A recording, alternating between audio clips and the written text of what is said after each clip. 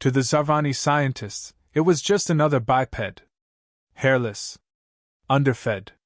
Mild. They even let it stretch before the experiment. But humans don't stretch before combat. They loosen the knives. The research station Valtris Prime hung like a surgical scalpel above a red dwarf star, its spires glinting with sterilized arrogance. Home to the Zarvani Collective's most brilliant xenoscientists, it prided itself on dissection of puzzles, species, civilizations. Today's curiosity? A human. And something they called a prototype. Dr. Amelia Brandt stepped into the observation chamber with a clipboard in one hand and a steel mug in the other. Her gait was casual, posture professional, expression pleasant. She wore no armor, no sidearm. Just a gray lab coat over a slim black suit and an ever-so-slight smile. The kind that said harmless, with just enough space left for until provoked. Lead xenotechnologist Vernick, a tentacled Zarvani with 6 eyes and an inflated sense of superiority, approached her. Human. You are early. Punctuality is cultural, Amelia replied, scanning the lab. We tend to show up early to watch the jokes write themselves. The chamber was lined with transparent force walls. Behind them stood a humanoid figure, 6 feet tall, motionless, pale metal skin marred with artificial seams. The human prototype. Eyes closed. No visible interface. Not even a power core hum. A Priel assistant muttered. It doesn't even breathe. It's not alive. Vernick snapped. Merely an example of Terran optimism. Wrapped in tin. One of the Threx military observers, muscle and bone armor, chuckled. You brought us a statue? Amelia sipped from her mug. Tea? The Threx waved a claw in dismissal. She looked around the lab again, noting the rows of alien data equipment and a handful of alien scientists, each watching the prototype like it might perform a backflip or explode. Preferably both. Vernick tapped his console. Initiating full scan. Neural mapping. Molecular cohesion. Let's see what this contraption is hiding. Oh, I wouldn't do that, Amelia said gently. You're objecting to examination? I'm cautioning against poking things that smile back. Smile? Metaphor. Don't worry, you'll understand in a moment. A low-frequency hum began to rise. Not from the prototype, but from the station's own systems. Lights flickered. Consoles sputtered. For half a second, gravity fluctuated just enough to make the Threx reach for the wall. Containment is stable, April called out, less convinced than their tone implied. The prototype stirred. Not dramatically. Just moved. It raised its head. No glowing optics. No sparks. Just 2 pale blue eyes, calm and too human. The kind of calm that made wild animals go still. Scan complete, Vernick said, visibly confused. No power source. No neural complexity beyond rudimentary interface. The prototype blinked. Looked around the room. Spoke in unaccented galactic common. Awake. Mission parameters intact. Hello? April dropped their tablet.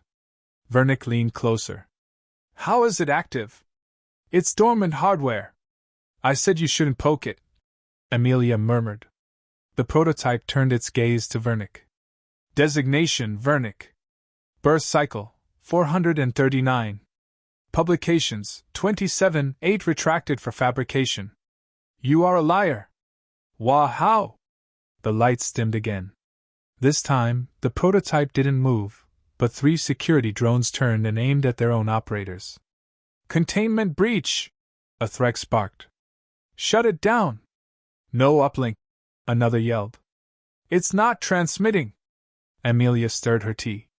Did you try asking nicely? Vernick snarled. Explain this, human! She turned to him, calm as still water. This is the part where you realize you've never actually understood what prototype means to us. You gave us a weapon. No, she corrected gently. We gave you a mirror. The prototype stepped forward. The force wall flickered, then vanished like fog in sunlight. It walked into the lab, completely unhindered. No alarms. No resistance. The Threx lifted their pulse rifles. Nothing happened. Triggers locked. Safety overrides scrambled. One of them cursed in a dead dialect. The prototype examined a wall console, ran a hand over it, and the system rebooted. In Earth Standard. A Zarvani technician screamed. It's rewriting our systems! No, Amelia said, setting down her mug. It's integrating. That's what it does. Why? Vernick demanded. What's the point of this madness? The prototype turned to face the room. It smiled. To study you as you studied us. With scalpel and microscope. You were amusing. Now you are data. The tension hit like cold iron. No noise. Just silence, sharp, absolute. Amelia exhaled softly. You asked to examine us? You didn't specify how far we were allowed to reciprocate. You tricked us. She raised a brow. You assumed we were naive. The prototype walked past the stunned aliens, analyzing walls, scanning life signs, accessing systems with just a glance. Why is it not killing us? April whimpered. Killing? Amelia mused. That's a waste of information. It's watching. Learning how fear maps across species. Fascinating, really? The prototype stopped beside her. Status report? She asked it. 78 systems compromised. 16 infiltrated command protocols. Resistance probability negligible. Requesting further instructions. Observe. Wait. No irreversible action. Yet. Understood. Vernick was pale. What are you? Amelia turned her eyes on him. We're polite, Vernick. We knock before we break the door. She retrieved her mug and gave him a warm smile. Next time, offer sugar. The station lights shifted to red. Somewhere, a siren began to wail in binary. And the prototype? It simply smiled, like it already knew how this would end. The Zarvani prided themselves on control, sterile labs, measurable outcomes, quiet dominion. But Veiltress Prime was no longer quiet. The prototype moved like thought, silent, direct, precise. Not mechanical. Not fluid. Something else. Something unnerving. It walked with the weight of intention, scanning every console, every terrified alien, as if cataloging threats, or weaknesses. Vernick slammed his fist into the override panel. Lock down all corridors. Engage emergency protocols. Nothing responded. The station's systems flickered again, this time longer. Consoles rebooted in Earth Standard code, and the central AI greeted its engineers with a human voice. Hello, Vernick. Your access has been downgraded. Please request permission from a higher authority. Vernick stared in disbelief. This is sabotage. No, Amelia said without looking up. This is curiosity. Ours, not yours. One of the Threx soldiers, now visibly agitated, drew a plasma blade. I'm cutting it down. He lunged. The prototype didn't flinch. The moment the Threx crossed the threshold of proximity, his blade shattered mid-swing, imploding in a shimmer of reversed energy. He collapsed, paralyzed but breathing. The weapon melted into his gauntlet. The prototype tilted its head. Aggression observed. Response minimal. A second Threx stepped back. This thing reads our thoughts. No, Amelia corrected. Just your patterns. We're very good at pattern recognition. The lights dimmed, then surged. Emergency klaxons attempted to blare, but played Earth elevator music instead. The speakers hummed with an upbeat melody that had no business being in a crisis. You are now experiencing mild terror. Please remain calm and hydrated. April assistant wept. The prototype approached one of the central research hubs.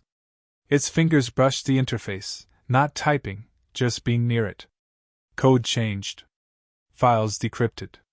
The station's most classified research flooded the room's main display in bright Terran formatting. Alien secrets, military schematics, weapon blueprints, command logs, all exposed. Stop this! Vernick hissed, trembling. This is protected data. Not anymore, Amelia said. The moment you invited us to the Scientific Council, you granted observation rights. You tricked the Council. We submitted paperwork. You ignored the fine print. The prototype looked up. Zarvani fleet movements. Biological warfare initiatives. Behavioral experiments. Unsanctioned. Illegal. Its voice was flat. But it didn't need emotion to terrify. We will report you, one of the Zarvani snapped. You already have, Amelia replied. You're broadcasting everything. Our AI made sure of that 5 minutes ago. Sudden silence. Vernick blinked. Broadcasting, to whom? The prototype answered. To everyone. Across the spiral arm, systems pinged. Civilizations that had dismissed Earth as backward, laughable, mildly interesting, now received a high-definition stream of Veiltris Prime. A lab filled with frightened scientists. And a human-built machine walking through their stronghold like it owned the place. Amelia offered a warm, almost apologetic smile. We don't mind sharing. April stammered. Why would you do this? The prototype stepped closer. Because truth is more efficient when witnessed, not told. Vernick's tentacles curled inward. What is this thing's purpose? The prototype's eyes gleamed, not with light, but understanding. Survival. That's not a mission. Amelia set her mug down with a soft clink. It is when you're human. The prototype's attention shifted. Screens rearranged. Footage from other stations flashed. Threx vessels. Zarvani labs. Priel databanks. All compromised. Quietly. Perfectly. The prototype had been communicating, not wirelessly, not traditionally, but through brief bursts of localized code hidden in power fluctuations, magnetic anomalies, even gravity ripples. A language no alien system had considered, until it was too late. You've infected our infrastructure, one of the Threx whispered. Integrated, Amelia said. We prefer integrated. Infection implies damage. We haven't broken anything. Yet. The prototype looked to Amelia. Shall I? Not yet. It obeyed instantly. That made the Threx even more afraid. You built it to take orders? Vernick demanded. No, Amelia replied. We built it to understand when not to. You're threatening the balance of power. Amelia laughed. Just once. Sharp and amused. Balance? You mean the illusion you've maintained by poking smaller species with long sticks and calling it peacekeeping? She took a step forward, polite and slow. You brought us here to measure us. Dissect us. Classify us. You thought we were primitive. Slow. Dangerous only in theory. You saw our war history and thought surely they'd grown past that. She leaned in, her voice soft. We haven't. We've just learned how to smile while sharpening the knife. No one moved. The prototype reached out and gently pressed a finger against the wall. The material phased into transparency, revealing the expanse of space beyond, along with something new. Earth vessels. Not massive. Not flashy. But there. Silent. Unarmed. Unwelcome. A Zarvani scientist gasped. You deployed a fleet? No, Amelia said. We parked a reminder. In case this demonstration didn't land. The prototype turned, its voice still unnervingly calm. Would you like to resume the experiment? Vernick's face twitched. What is the experiment now? The prototype smiled again. Measuring fear. In real time. Amelia sighed. That's your problem. You always want to study things from a safe distance. She picked up her mug again. We like to be more involved. The lights dimmed for the final time. And this time, no one dared to speak. The stars outside Veiltris Prime looked the same, calm, indifferent. But within its walls, order was collapsing. Vernick clung to his authority like a drowning man to wreckage. Shut it down! He barked. Kill the broadcast! There is no broadcast control. muttered a trembling Priel technician. The signal isn't routed, it is the station. Every console now pulsed with a pale blue interface, written in Earth standard code. The station had become a limb of the prototype. Threx Commander Rail snarled. We should have incinerated it the moment it moved. Amelia, still calm, turned to him. You mean when it blinked? Rail took a step toward her. Your kind has overstepped. That's true, she replied, unblinking. We usually wait until step 3 before revealing the trap. This time, we did it at step 1. You're welcome for the discount. A soft chime echoed across the lab. The prototype looked up. Phase 2 infiltration complete. Outer systems under passive control. Non-human personnel unaware. What does that mean? A Priel assistant asked, voice barely audible. It means the rest of your galaxy still thinks you're in charge, Amelia said. Which is cute. Vernick pounded his console. What do you want from us? You invited us, Amelia replied, tilting her head slightly. We're just reciprocating hospitality. Only fair to bring a gift. What gift? Perspective. The prototype gestured to a nearby console. A map appeared, simple, elegant, vast. It showed the region's galactic network, communication hubs, military outposts, trade routes.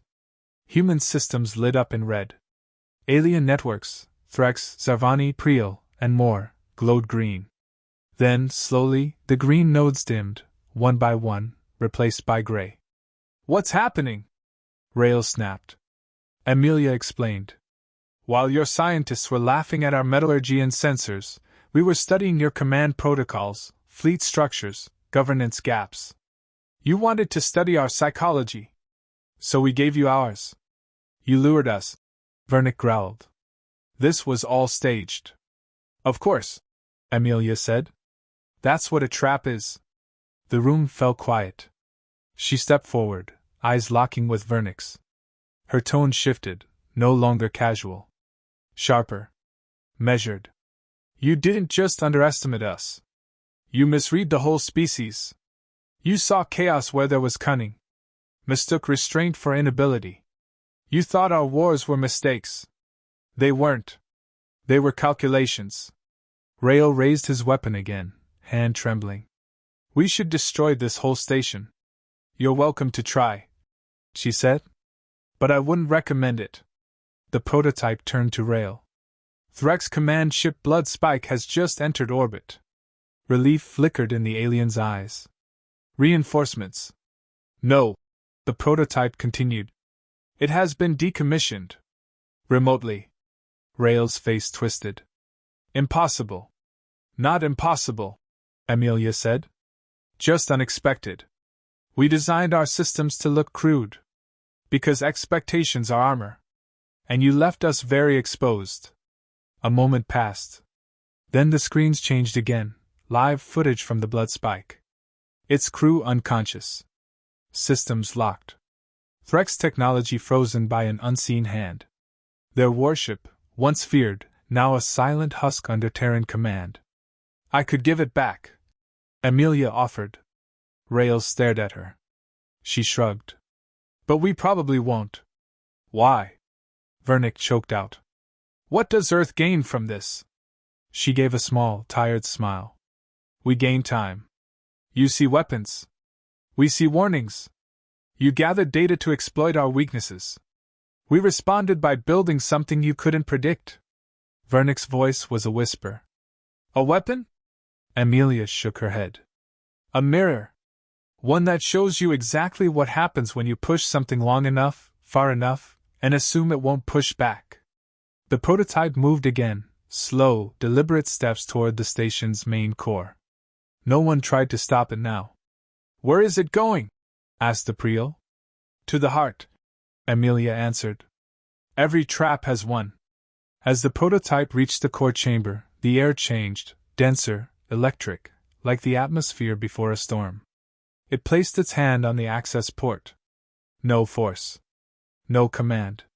The wall simply opened. Inside, glowing circuits pulsed with the station's life. The prototype stepped in. Wait, Vernick said. What is it doing now? Amelia gave him a long look. Giving you a choice. The core screens lit up with binary streams, options forming. Release all Terran systems and retreat. Attempt override. Trigger system lockdown. Surrender control. Request negotiation.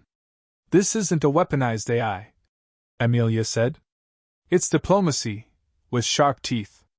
And if we choose none of those? Rael asked, bitter. Then the lab gets very quiet, very permanently. The prototype's voice echoed from the chamber. 30 seconds. Choose. Vernick stood frozen. Rael turned to him. You're the ranking official. Decide. The Zarvani scientist looked from the prototype to Amelia, then to the grayed-out galactic map. He stepped forward. Slowly. Hands trembling, he selected. Request negotiation. The core dimmed. Then stabilized. Systems rebooted, this time in a shared format. Human and alien codes side by side. Unsegregated. Blended. Unignorable. The prototype stepped out. Negotiation accepted. Vernick collapsed into a chair. Rael growled. This changes nothing. Oh, Amelia said, walking past him. This changes everything. She stopped by her tea mug. Still warm. She picked it up again and took a sip. Tastes better once the screaming stops. Silence held the room like gravity. Not peace, just the absence of shouting, of scrambling, of delusion. The kind of silence that follows a realization too big to ignore. The prototype stood still at the center of the lab. Not gloating. Not threatening. Simply present. Its presence alone disrupted centuries of belief. The console screens now shimmered with an equal blend of alien glyphs and Terran code. The galaxy was watching. And the message was simple. We were never behind. We were just quiet. Amelia leaned casually against the edge of the observation table, mug in hand, watching the data flicker across the screens like constellations. You feel that? She asked, breaking the silence. That's the sensation of the food chain, reorganizing.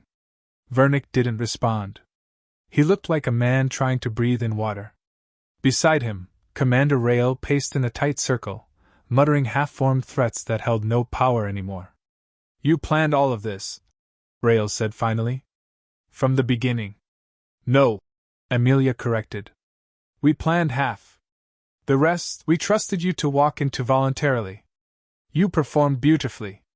The prototype turned its eyes toward the Threx, analyzing his posture. Aggression, suppressed. Threat level, irrelevant. Rael growled, hand twitching near a now useless weapon. Amelia raised a brow. Still reaching for sharp toys? You aliens love your symbols of power. Weapons, fleets, titles. Humans, we prefer leverage. Vernick found his voice again, though it shook. What is this thing, really? Amelia glanced at the prototype, then back at him. Her smile faded, just slightly. You thought it was a machine. A soldier. Some kind of AI. She shook her head. It's more than that. It's memory, response, and warning. We took everything we've learned from being underestimated, invaded, and isolated, and we coded it. The prototype's voice cut in, almost conversational. I am not vengeance. I am not wrath. I am the final escalation. And you just brought it here? Vernick asked. Like a bomb? No, Amelia said. Like a truth. Outside, the Earth vessels still hovered. Silent. Unarmed. Unshakable. Their presence wasn't threatening, they were reminders. Proof that what just happened in this lab wasn't a one-time miracle. It was a pattern. The galactic stream continued, now showing footage from distant outposts. Other prototypes, waking. Not attacking. Not demanding. Just being there. Quiet. Observing. Integrated. You deployed them everywhere? Rael spat. We invited them, Amelia said. You think we snuck in? But you opened the door. Curious minds always do. Vernick's voice was barely a whisper. This was never about peace. No, she replied. This was about prevention. Every time humans enter a new space, the universe tests us, probes us, laughs first, then bleeds. Rail stepped forward. So what now? You win? You rule us? Amelia didn't answer immediately. She walked toward the center of the room, her heels echoing on the cold alloy floor. She looked around at the alien faces, some afraid, some furious, all disarmed. Then she said simply, "No." The prototype stepped beside her, still as a shadow. "We don't want to rule you," Amelia continued. "We want you to understand us. Every civilization has a phase where they mistake politeness for weakness. You're in that phase. We were once too." She paused, letting that settle. "But humans, we evolved differently. We mastered war before diplomacy. Built extinction weapons before antibiotics. We're not proud of that. But we remember it." Vernick looked up. "Then why hide it?" Amelia's tone darkened. "Because every time we show it, someone gets hurt. And usually it starts with us." The prototype blinked. "I contain every battle tactic Earth has ever recorded. Every failed negotiation. Every betrayal. My smile is preloaded. But my trigger is manual." Rail narrowed his eyes. "Manual?" "Yes," Amelia said. "Me." She turned to face the camera, the stream still live across the quadrant, and said in a voice that no longer carried humor, only clarity. "To any who still think we're bluffing, we gave you a chance to meet our diplomats. You're now meeting our restraint." A heavy pause followed. Then the prototype turned to her, waiting. "Is it time?" it asked. Amelia stared at the screen. Civilizations watching. Governments guessing. Armies frozen mid-decision. She shook her head. "No. They'll figure it out now. They've seen enough. Orders? Stand down. Withdraw systems. Leave a message." "What message?" She smiled. "The usual." The prototype raised a hand. The room dimmed. Then across the galaxy, every hack system released itself, vanishing from human control like mist in sunlight. Except one final screen, one simple sentence. "We came in peace. You laughed. We learned." The stream ended. Back in the lab, systems reset. Alien interfaces returned. Security protocols re-enabled. Threx soldiers regained access to their weapons, though none moved. The prototype turned to Amelia. "Confirmed. All sites disengaged. Awaiting debrief." "Later," she said. "Let's go home." As the prototype walked toward the exit, Vernick called out. "One question." Amelia stopped. "Just one?" He ignored the jab. "What are you?" She smiled again. Not the polite smile she'd worn all day. A different one. Something colder. Older. "I'm Prototype 001B, she said. Rail stiffened. "There's a 01A? Amelia opened the door. "Oh, there's an entire alphabet. But we keep waking them up very slowly."